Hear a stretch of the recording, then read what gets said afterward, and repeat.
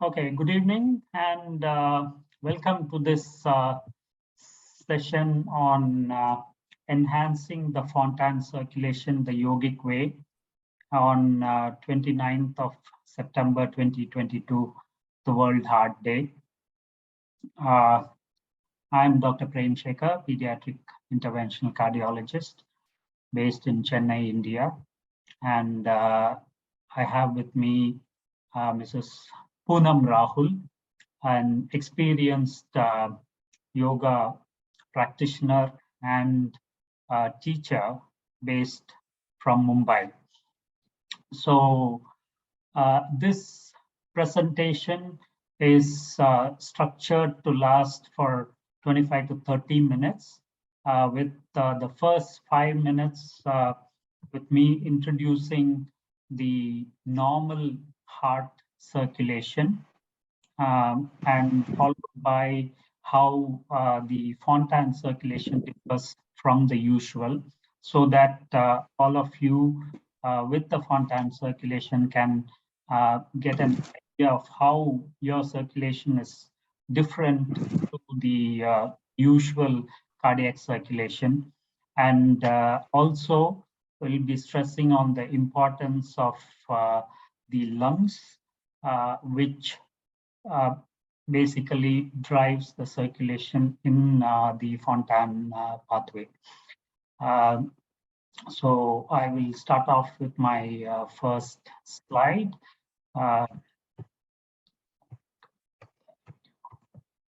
Okay, so this is a normal heart circulation. We have a cartoon and an animation here. On the left, if you see, is a simple cartoon of a heart with, as you can see, 4 chambers in the heart. The 2 upper chambers are the collecting chambers, and the 2 lower chambers are the pumping chambers. And there are 2 tubes that take blood out of the heart. Now, for ease of understanding, we will describe the pure blood as red blood and the impure blood as blue blood. So if you look at this circulation, what happens is you have to understand that the heart and the lungs together work as a unit. And the lungs basically transfer oxygen from the air that we breathe into the blood, and that oxygenated blood comes from both the lungs to the left side upper chamber called the left atrium, and from there goes into the left side pump, which is the left ventricle, to be pumped out through the tube called the aorta to the body. So basically, the left side of the heart pumps the red blood to the body, which then passes to all the tissues across the body. And once the pure blood has given all the oxygen to the tissues, it becomes what we would call an impure blood or blue blood, and it comes to the right side of the heart through 2 main tubes. And this is where I would like to focus on these 2 tubes.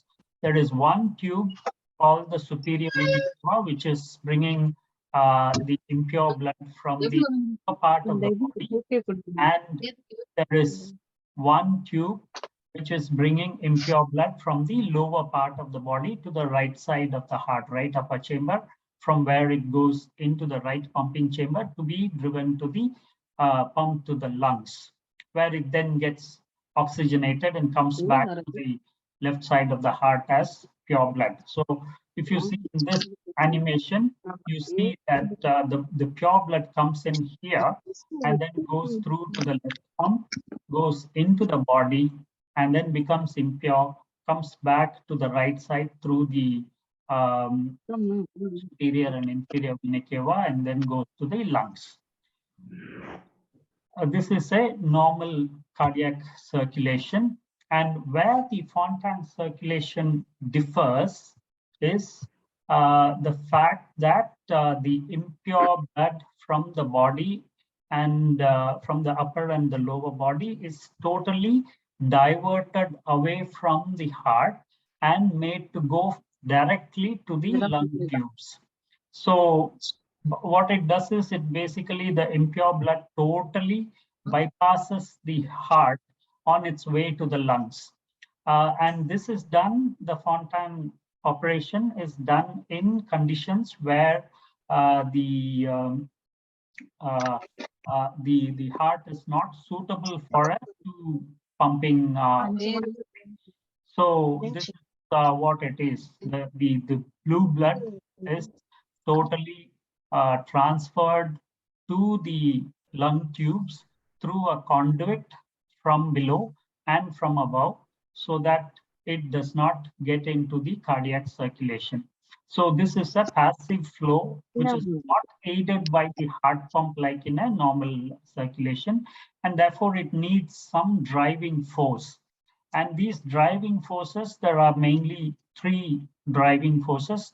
First one would be the pumping capability of the heart. If the heart is pumping well, then the blood is driven well to the peripheries of the body, and the flow return to the lungs is uh, augmented with that. The second one would be your lungs. If your lungs are working, I told you the heart and the lungs work together.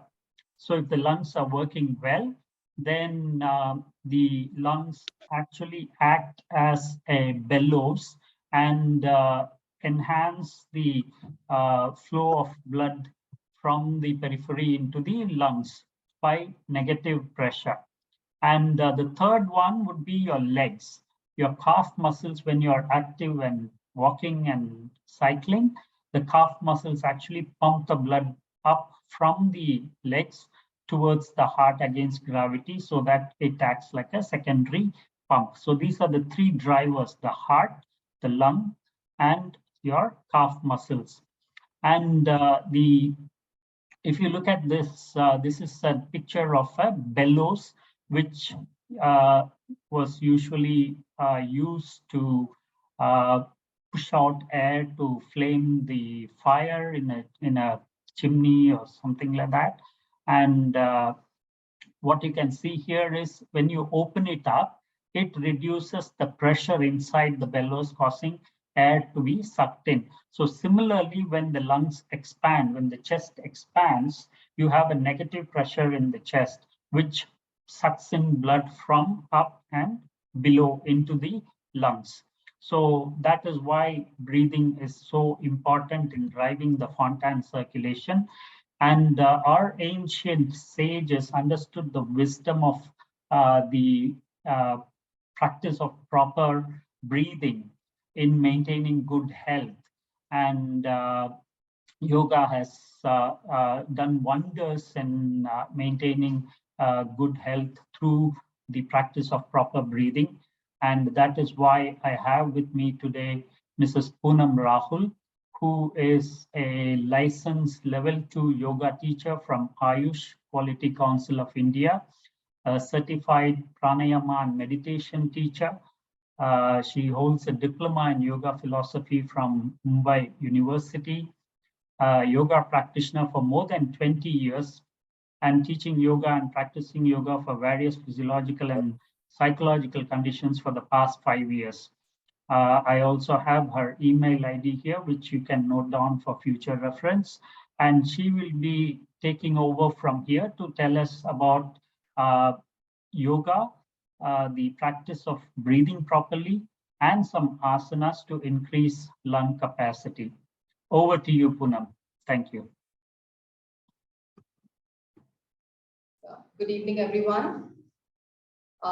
Since the Fontan has been explained by Dr. Prem very nicely, and I'm sure each one of you are already aware of your circulation system and how the lungs are important for each one of us in order to have a better circulation going. And it's very important to strengthen the lungs, improve the capacity, increase the capacity of your lungs so that you can breathe better. And also, it is very important to improve the immunity in order to have an effective breathing.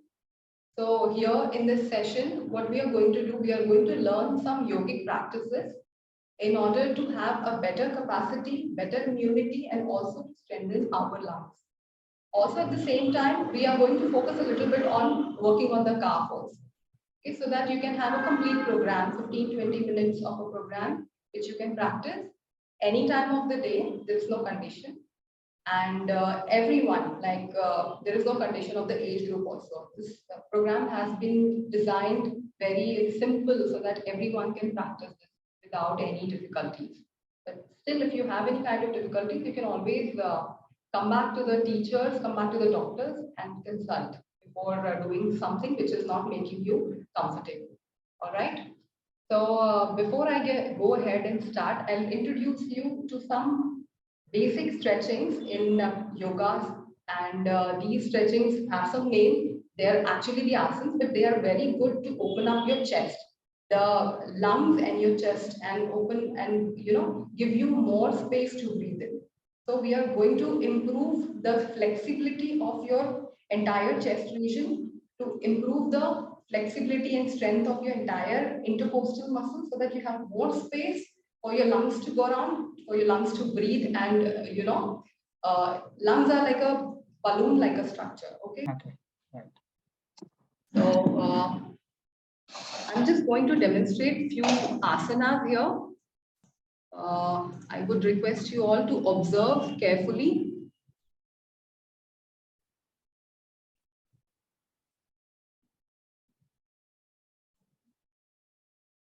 Okay. So if you can see, I'm standing, keeping my both feet 1 feet distance apart. This is how I'm taking the distance. Okay, can you hear me? Yeah. Here? Okay. Now my feet are exactly below my shoulders. Okay. I'm strongly pressing my feet on the mat, keeping my legs strong. Now I'm rolling my shoulders back, opening my chest, and dropping my hands comfortably on the sides. Now the first asana is called Talasana, or a palm tree pose. So when you inhale, you take your hands up and lengthen your spine. You lengthen your spine, keep taking your hands up and stretch your body upward. Sometimes what happens, you keep lengthening and you disturb the this alignment of your shoulders. So you lengthen and then drop your shoulders. So now your neck is relaxed, your neck can move. Okay, and stretch your hands up. When you exhale, you roll your shoulders and take your hands down. This is a very simple stretch. It is called palm tree pose or Talasana. In this, you are lengthening your spine. At the same time, you're stretching your shoulders. And you're stretching your shoulders in the back so that your chest, the upper chest, opens up. So you inhale, you take your hands up, your arms are touching your ears. You open your chest forward. When you exhale, you roll your shoulders back and you come back. Another variation I'll show you with activation of the calf. What you do is standing straight in the same way. You inhale and you come on your toes. You take your heels up and stand, activating your calf muscles. And when you exhale, you roll your hands and same way you come back. This is Talasana. The second stretch that I'm going to explain you is Konasana, or the side angle pose. Again, standing the same way, keeping your body active. Inhale, take your one hand up, lengthen again in the same way like Talasana. Now your arm is touching your ear or it's behind your ear, opening your chest region more from the front side. And now when you exhale, you bend sideways. Okay, again, notice that I'm not bending like this. I'm only bending 10 to 20, 10 to 15 degrees. Okay, I'm opening the side of my lungs. I'm opening the side of my chest. I'm opening this intercostal muscle. I'm giving This is again giving the flexibility on the sides of your chest. And inhaling, you come back in the center. Exhaling, you roll your hands, come back. Again, see on the other side. Inhaling, you take your hand up, lengthen your spine. Your arm is going behind your ear or touching your ear. And exhaling, you bend sideways. Only 10 degrees. Just to observe the stretch on your upper back or the sides of your chest. Inhaling, you come back. Exhaling, roll your shoulder, come back.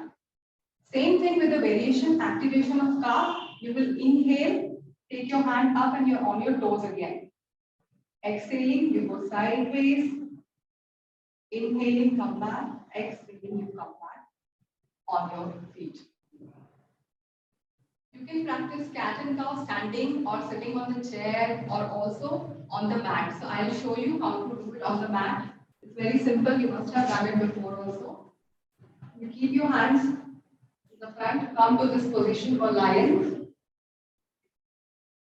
You inhale, you look up. When you exhale, you hunch your back. You're hunching your upper back to open the back side of your lungs. Inhaling, look up. Exhaling, hunch your back. So this is one way of doing this. Also, sitting on the chair, you can keep your palms on resting on your thighs. You can inhale, open your chest, and you exhale, you hunch. Inhale, open your chest, exhale, and hunch.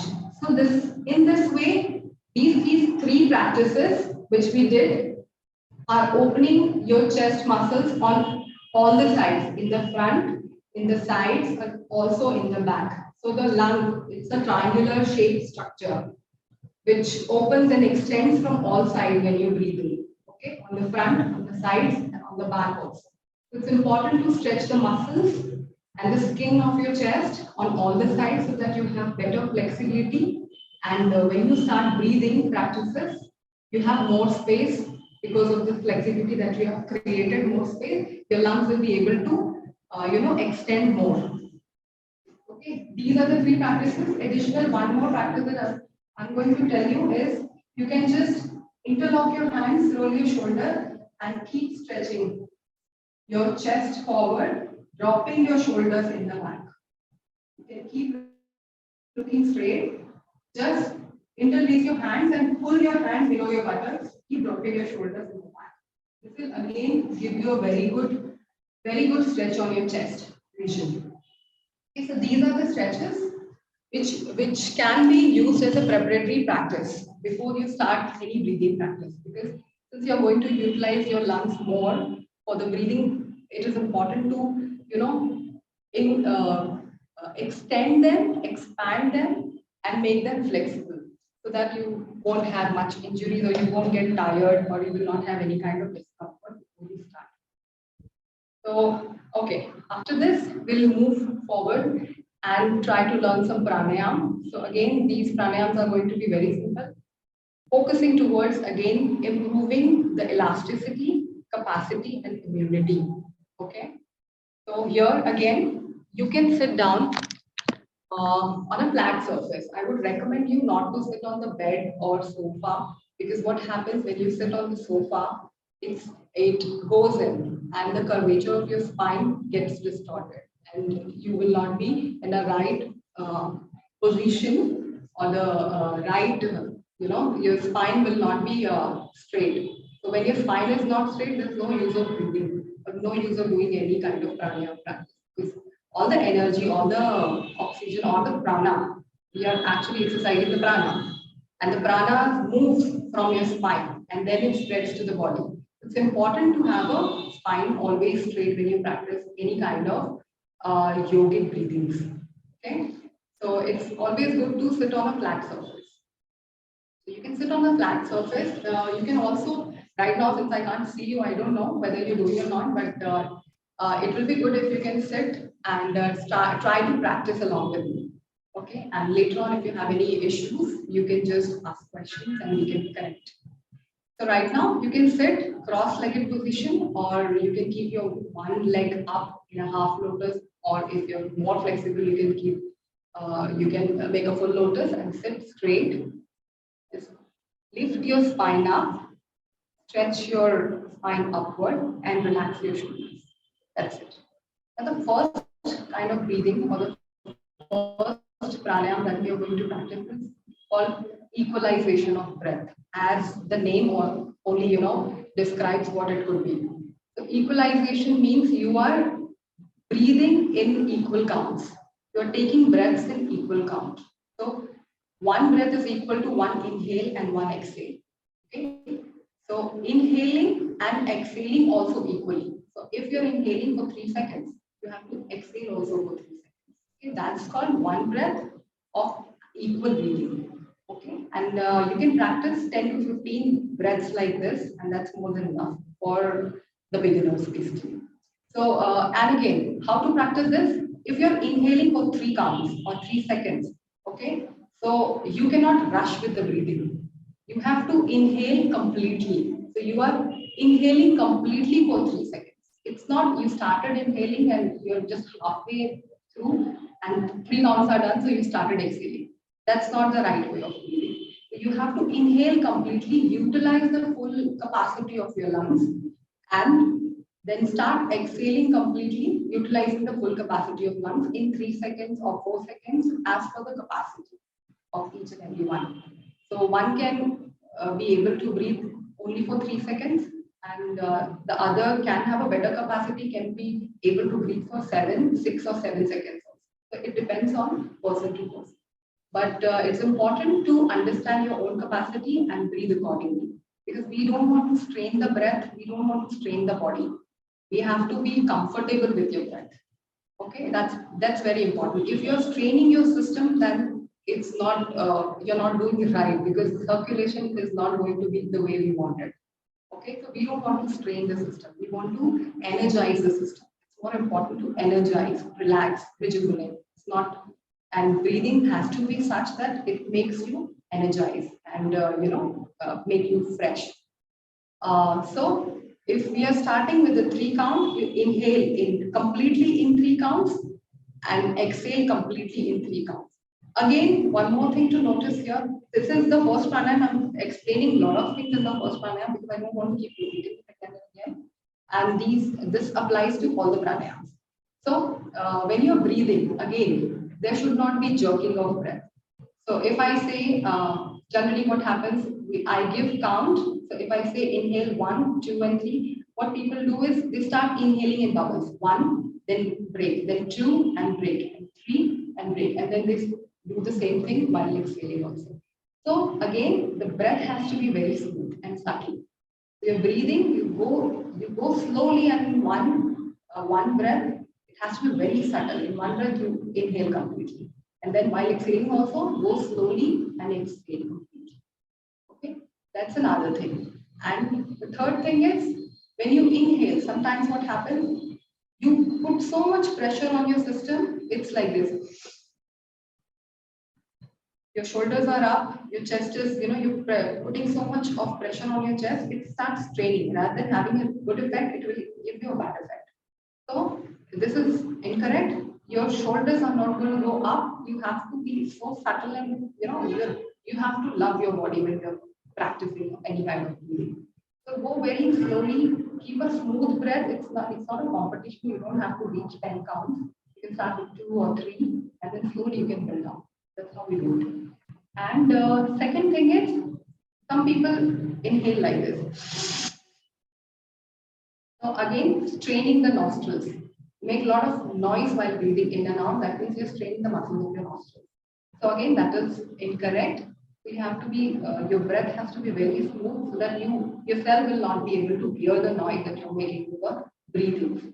So these are the things, basic things you have to keep in mind while doing any breathing practice. Okay. So let us start with the equal breathing. How you practice this? Sit in a comfortable position. Take your normal breath, stabilize your body, stabilize your mind, and then you start taking the breath slowly. And you can count in your mind 1, 2, 3. And then while exhaling again, you can count in your mind 1, 2, 3, and exhale. Okay? Or if you can go more, if you think you have more capacity, you can go till 4 count or 5 count. And while coming back again, in the same manner, in the same count, you have to complete. Okay. So I think we'll practice it later. We'll move to the next pranayama. The next pranayama is intercostal breathing. Here we are going to use the intercostal muscles. So this rib cage, entire rib cage, you can see this is a rib cage, and this cage has some muscles over it. Your rib cage, the ribs have some muscles. It's covered with the muscles. Okay. So it is important to have the flexibility in the muscle as well as strength in the muscles, so that when you inhale and exhale, it can expand and create more space for your lungs to move.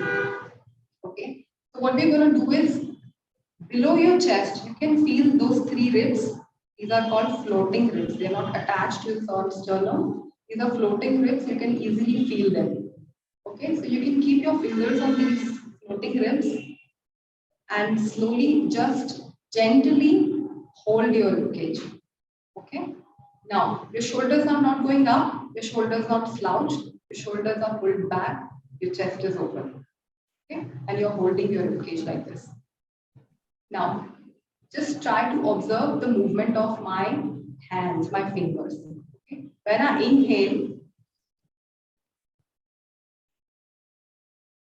when I exhale, can you see the movement? It's not going up, it's moving laterally.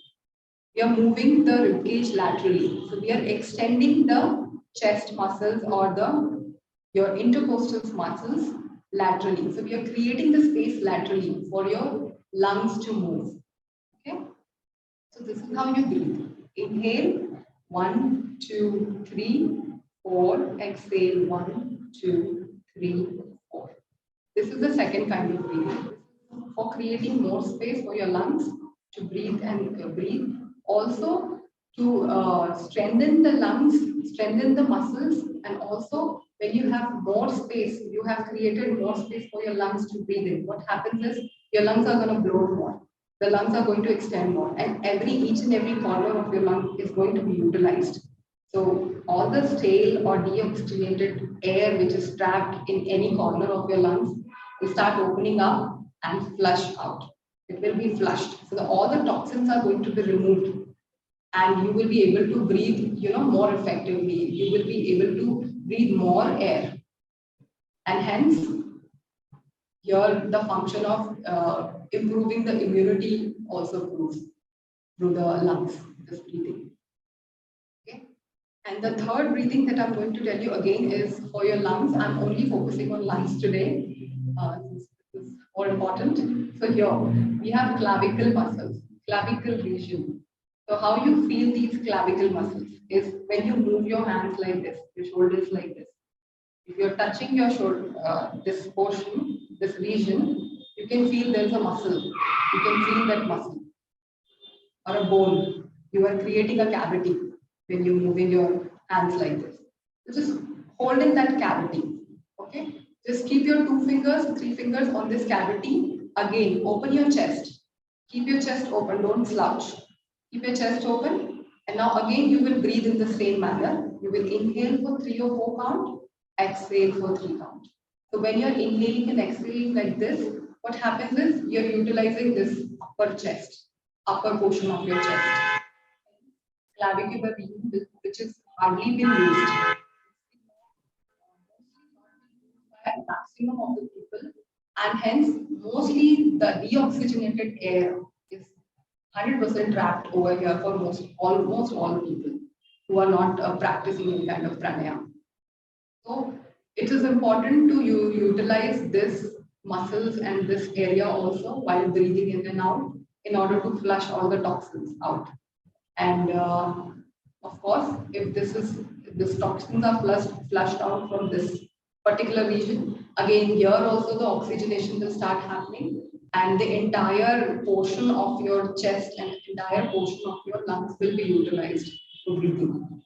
More better breathing, more oxygenation, better the blood circulation, right? And less injuries and less, less infections, basically. So these are the 3 breathings that you can practice on a daily basis. Apart from this, you can also practice alternate nostril breathing, which is again very important to balance your left and right. Like the right nostril balances your left side of the body, and left balances the right side of the body. So what happens when you start equalizing or balancing the right and left, you will again, it is helping you to disinfect your body. It balances the, what happens is the left nostril is called cooling nostril, and the right side is called heating nostril. So what happens is, if you breathe more from the left side, your body becomes cold. When you breathe more from the right side, your body becomes hot. You start sweating. And that's how your temperature of the body keeps changing. So when you practice alternate nostril breathing, breathing from both sides, it balances both sides, both hemisphere of the brains and both sides of your body also, and temperature of your body. So hence, it again helps you to improve the immunity of your body. So this is one practice we can do. I'm sure most of you must be knowing about this. So there's a right way of doing is when you always start with your left nostril, then you exhale from the right, and then you inhale from the right side and exhale on the left and finish on the left.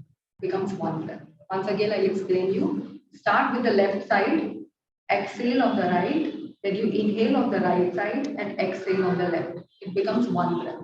So this way you can practice 10 to 15 breaths of alternate nostril breathing also. So I think this is more than enough since we don't have much time also.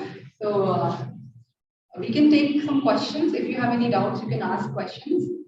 And if you don't have any doubts and you have more time to spend, then we can start practicing few pranayama so that you can have an experience as in how to, correctly practice these pranayamas. And if you have some difficulties, we can discuss.